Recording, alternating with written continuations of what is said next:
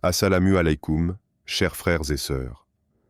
Dans un monde dominé par l'instantanéité, où chaque réponse est attendue dans la seconde, la patience est devenue une vertu rare, mais ô combien précieuse.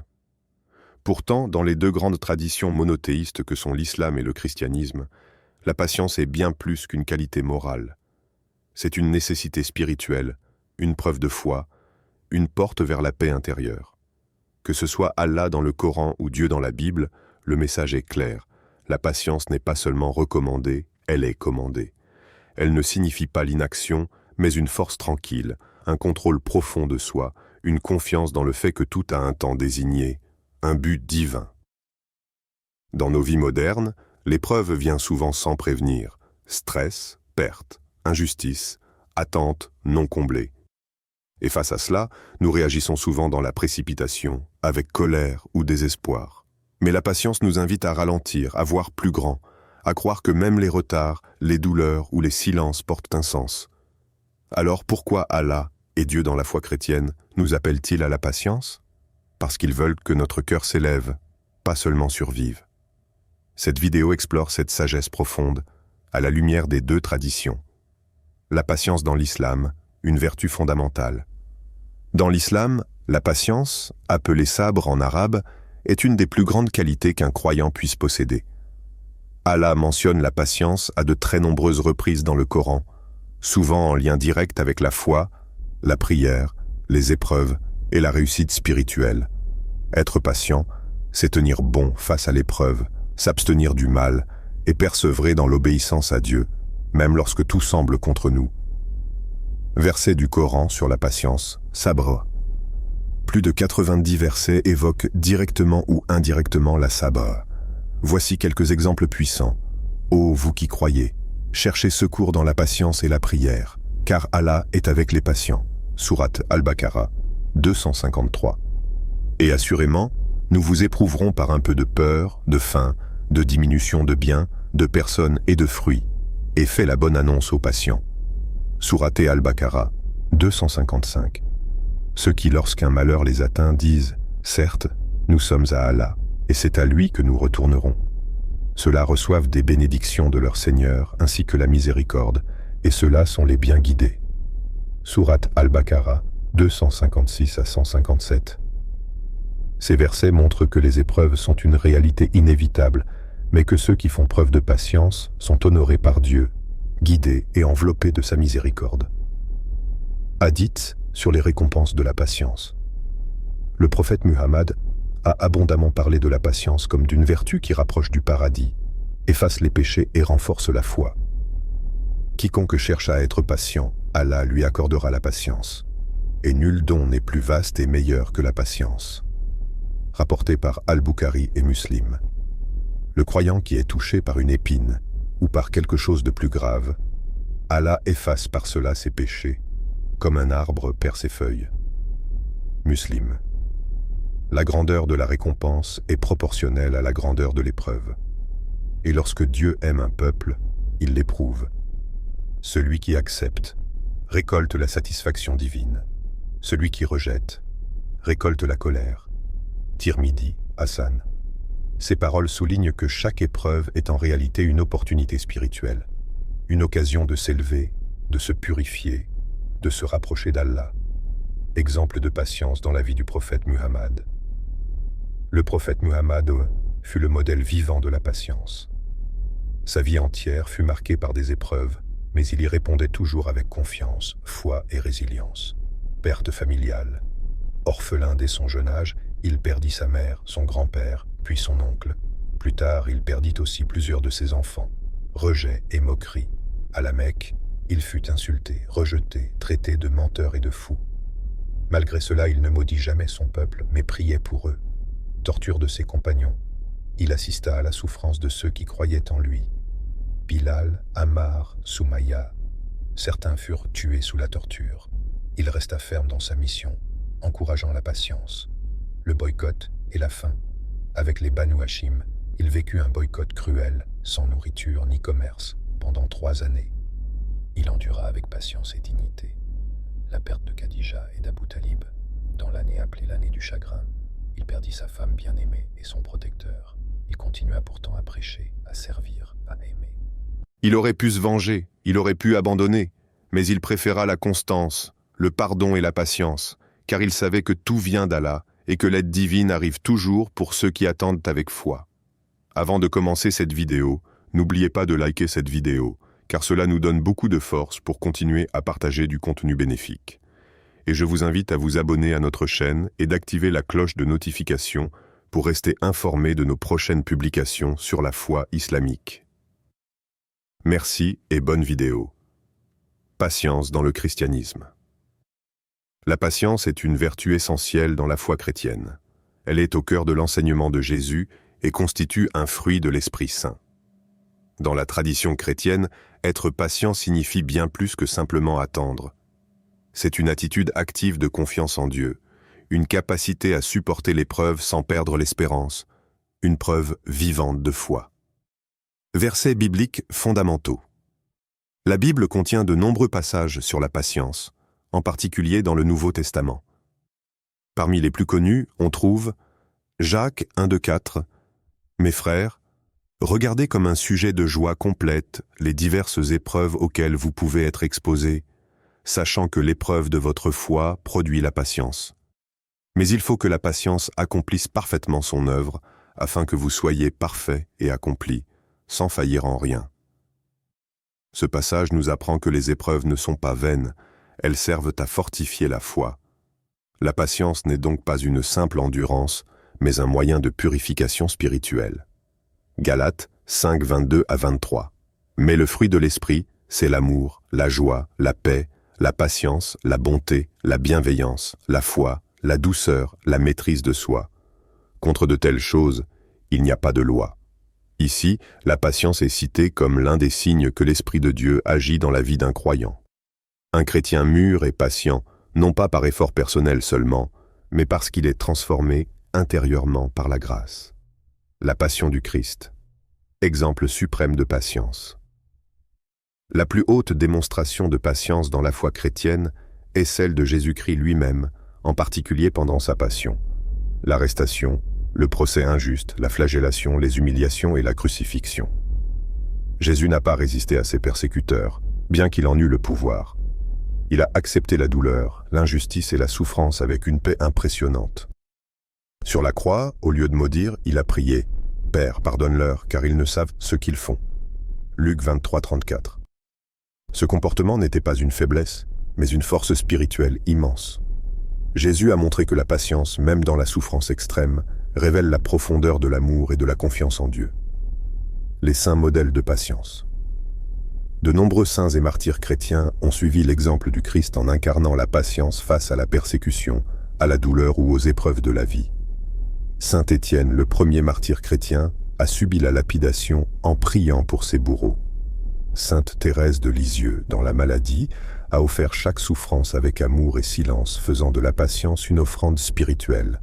Saint Jean de la Croix, enfermé et maltraité par ses propres frères religieux, a écrit certains de ses plus beaux textes mystiques dans la patience de la prison. Tous ces exemples montrent que la patience n'est pas passivité, mais transformation. Elle est une manière de participer à la souffrance rédemptrice du Christ, d'unir sa douleur à la sienne et de croître dans la sainteté. Pourquoi Allah veut que nous soyons patients? Dans l'islam, rien n'est ordonné sans sagesse. Si Allah insiste autant sur la patience, sabre, ce n'est pas pour nous faire souffrir, mais parce qu'elle est un moyen profond de purification, un chemin vers la maturité spirituelle et surtout une porte vers sa proximité. Allah ne teste jamais sans raison. Il veut que le croyant se transforme à travers l'épreuve, qu'il devienne plus pur, plus résilient, plus conscient de lui. La patience comme purification de l'âme. L'âme humaine, par nature, est encline à l'impatience, à la colère, au doute. Mais Allah veut que nous élevions notre âme, nafs, pour la rapprocher de la lumière divine. C'est pourquoi la patience devient un processus de purification. À travers l'épreuve, l'âme s'épure de l'orgueil, de l'attachement au monde, de l'arrogance. Quand une personne est patiente face à l'injustice, à la douleur ou à la perte, elle apprend à se détacher de l'illusion du contrôle, à abandonner ses désirs éphémères et à faire confiance au décret d'Allah. Chaque instant de patience est une forme d'adoration cachée, un acte de foi silencieux. C'est dire avec le cœur, « Seigneur, je ne comprends pas tout, mais je te fais confiance. » Le test divin comme moyen de croissance spirituelle, Allah dit dans le Coran, « Pensez-vous que vous allez entrer au paradis sans qu'Allah ne distingue ceux d'entre vous qui luttent et qui sont patients ?» Sourate Al-Imran, 342. Les épreuves ne sont pas un signe que Dieu nous a abandonnés. Au contraire, elles sont souvent un signe qu'il nous façonne. Chaque difficulté est une leçon, chaque retard est un exercice, chaque silence est un appel à regarder plus profondément en nous. L'épreuve force le croyant à se recentrer, à abandonner ses illusions de force et à s'appuyer sur Dieu. C'est ainsi que la foi se fortifie, que la prière devient plus sincère, que le cœur devient plus humble. La patience n'est pas une pause dans la vie spirituelle, elle en est le moteur secret. La patience mène à la proximité d'Allah, Allah ne laisse jamais la patience sans récompense. Il dit, « Les endurants auront leur pleine récompense sans compter. » Sourate Az-Zumar, 39-10. C'est une promesse rare, une récompense illimitée, au-delà de toute mesure humaine. Pourquoi ? Parce que la patience est l'un des traits les plus proches de Dieu lui-même. Dans un hadith, le prophète Issa dit qu'Allah est patient, même envers ceux qui lui désobéissent. Ainsi, chaque moment de patience nous rapproche de lui. C'est une imitation spirituelle de ses attributs. C'est devenir, dans la mesure du possible, quelqu'un qui pardonne, qui endure, qui espère. La patience transforme le cœur. Celui qui apprend à patienter développe une foi profonde, un calme intérieur et une intimité unique avec son Créateur. Il ne dépend plus des circonstances extérieures pour trouver la paix, il l'a trouvée en Dieu. Histoires inspirantes, quand la patience change une destinée. Il est facile de parler de patience, en théorie, mais ce sont les histoires vécues qui la rendent réelle, humaine, concrète. Dans les textes sacrés comme dans la vie contemporaine, les exemples abondent. Ils rappellent que la patience est souvent la ligne invisible entre l'effondrement et la transformation, entre l'échec apparent et la victoire profonde. Job, Ayoub, une figure partagée, un symbole de résilience. Dans les deux traditions, Job, Ayoub en islam, est une figure emblématique de patience. Il est décrit comme un homme pieux, comblé de biens, de santé et de famille, que Dieu a mis à l'épreuve de manière extrême. Dans la Bible comme dans le Coran, il perd ses enfants, ses biens, sa santé. Couvert d'ulcères, abandonné, souffrant dans son corps et son cœur, il ne se plaint jamais contre Dieu. Il dit « Le Seigneur a donné, le Seigneur a repris. Que le nom du Seigneur soit béni. » Job 1,21, Bible. Dans le Coran, Allah le cite comme un exemple. Et Job, quand il implora son Seigneur, « Le mal m'a touché, et tu es le plus miséricordieux des miséricordieux. » Sourate Al-Anbiya 21,83. Il ne se plaint pas. Il reconnaît la miséricorde divine même au plus fort de l'épreuve. Allah le guérit et le récompense pour sa patience. Job devient ainsi le modèle de celui qui endure sans révolte, qui fait confiance malgré la douleur. Joseph, Youssouf, trahi, emprisonné, élevé Youssouf, Joseph, est une autre figure partagée entre l'islam et le christianisme. Fils aimé de Jacob, Yacoub, il est victime de la jalousie de ses frères. Jeté dans un puits, vendu comme esclave, emprisonné à tort, Youssouf endure des années d'injustice. Et pourtant jamais il ne perd foi. Dans la sourate Youssouf, l'un des récits les plus détaillés du Coran, on voit sa patience constante. Il refuse les avances d'une femme influente et préfère la prison plutôt que de trahir ses principes. Et même là, il continue à prier, à interpréter les rêves, à se montrer utile. Finalement, par la sagesse d'Allah, il devient ministre en Égypte, retrouve sa famille et pardonne à ses frères. Il dit « Aujourd'hui, point de reproche contre vous. Qu'Allah vous pardonne. C'est lui le plus miséricordieux des miséricordieux. » Sourate Youssouf 12,92. Son histoire montre que la patience mène à la dignité, que la foi dans l'épreuve prépare à des responsabilités plus grandes encore. Joseph est l'exemple de celui que Dieu élève après l'avoir testé. Témoignage moderne. Quand la foi soutient l'invisible, aujourd'hui encore, des hommes et des femmes incarnent la patience avec une foi silencieuse mais puissante. Première Fatima, mère en deuil, Maroc. Après avoir perdu son fils unique dans un accident, Fatima n'a pas crié contre Dieu. Elle a pleuré bien sûr, mais elle disait « Allah m'a prêté un fils, il l'a repris, qu'il soit glorifié ». Elle s'est mise à aider les orphelins de son quartier, transformant sa douleur en service. Deuxième Elias, réfugié syrien, ancien enseignant, il a tout perdu dans la guerre. Pendant des années, il a vécu dans un camp, sans avenir clair. Mais il a continué à enseigner bénévolement aux enfants réfugiés.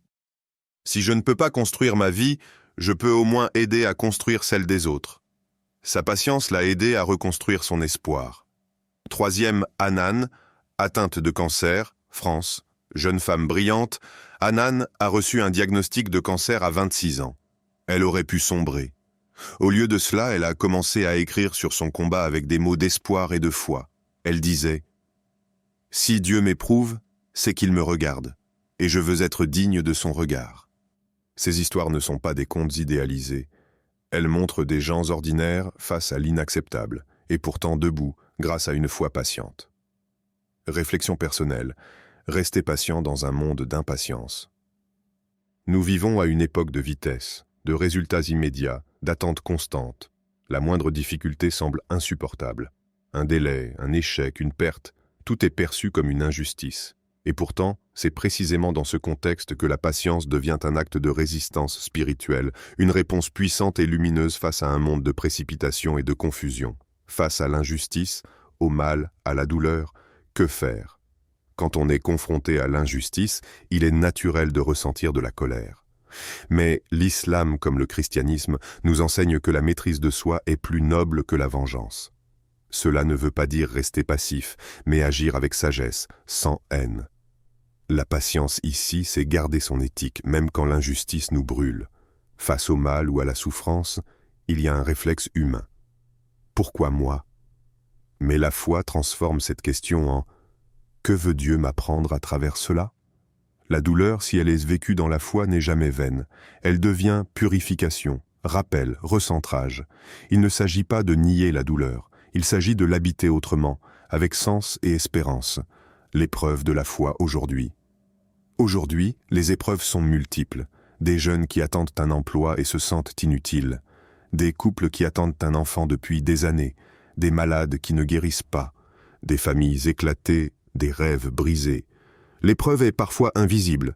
Solitude, anxiété, vide existentiel. Ce sont des croix intérieures que chacun porte. Mais Dieu voit tout. Rien n'est perdu. Dans le Coran, Dieu dit « Nous vous éprouverons certes par un peu de peur, de faim, de perte de biens, de vie et de fruits, et fait la bonne annonce aux patients. » Sourate Al-Baqarah 255. Même le peu d'épreuves est vu, connu et pris en compte par Dieu. Il n'est pas indifférent. Ce verset est un baume. Dieu connaît chaque douleur, chaque attente, chaque silence vécu avec foi. Stratégie pour cultiver la patience spirituelle. La patience ne s'improvise pas, elle se cultive, comme une graine qui devient arbre. Voici quelques clés concrètes. L'intention claire. Commence chaque journée avec cette intention. Je veux aujourd'hui faire confiance à Dieu, même si je ne comprends pas tout. Rien que cette pensée ancre ton cœur. La prière régulière. La prière est une ancre. 5 fois par jour, l'islam nous invite à nous reconnecter. C'est un rappel que Dieu est avec nous, que le temps a un sens. Le dhikr, ou la méditation chrétienne. La répétition de mots comme « Ya Sabour », « Ô patient », ou le silence de l'adoration sont des nourritures de l'âme. Elles apaisent les tempêtes intérieures. La gratitude quotidienne. Même dans l'épreuve, noter 3 choses positives par jour transforme notre regard. La patience grandit là où vit la reconnaissance. Le souvenir des prophètes et des croyants avant nous. Quand on se rappelle ce que Job, Joseph, Marie ou Muhammad ont enduré avec foi, nos douleurs prennent une autre dimension. On se sent moins seul. La patience. Un pont vers l'éternel. Dans ce monde agité, instable, souvent incompréhensible, il est facile de perdre pied.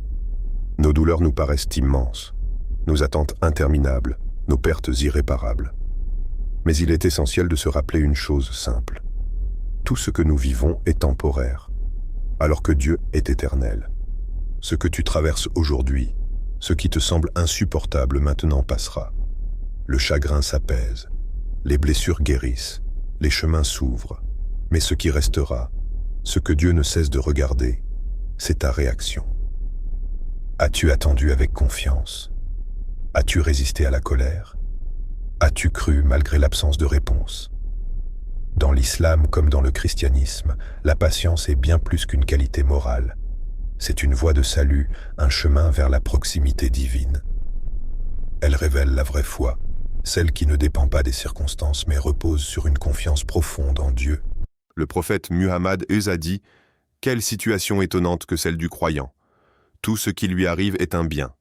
S'il est touché par un bien, il remercie, et c'est un bien pour lui. Et s'il est touché par une épreuve, il patiente, et c'est un bien pour lui. » Rapporté par Muslim. L'apôtre Jacques, dans la Bible, enseigne « Heureux l'homme qui endure la tentation, car après avoir été éprouvé, il recevra la couronne de vie que le Seigneur a promise à ceux qui l'aiment. » Jacques 1,12. Ces paroles nous appellent à la paix intérieure, à l'abandon confiant, à la foi active. Elles nous rappellent que Dieu n'est jamais loin, même quand le ciel semble silencieux. Ses plans sont parfaits, même quand ils nous échappent. Alors, dans l'attente, dans la douleur, dans les moments de vide, respire, prie, patiente. Car chaque instant de sabre t'élève, t'allège, te rapproche de celui qui ne déçoit jamais.